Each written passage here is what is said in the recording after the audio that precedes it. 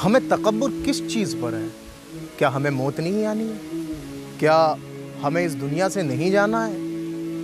बहुत लोग आए जिन्होंने अपनी दौलत पे नाज किया, अपनी सेहत पे नाज किया, मगर एक दिन मौत के फरिश्ते ने उन्हें पकड़ा और उन्हें मौत वाक़ हो गई और वो कब्रों में चले गए और उनकी कब्रें वो भी ख़त्म हो गई, उनकी हड्डियों तक का पता ना चला।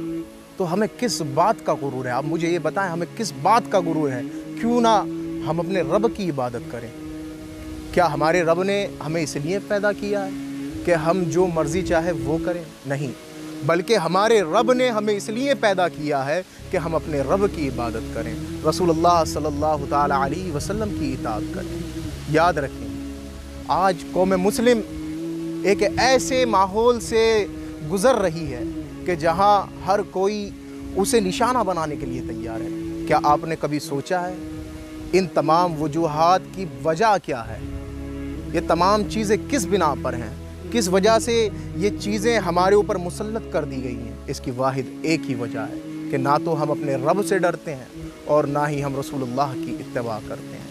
अगर हमने अपने रब से डरना शुरू कर दिया और सही मानों में अपनी पेशानी को अपने रब के आगे झुकाना शुरू कर दिया तो इंशाअल्लाह रहमान कामयाबियाँ हमारे लिए होंगी, कामरानियाँ हमारे लिए होंगी और फिर से वही दौर आएगा जो मुसलमानों का दौर था।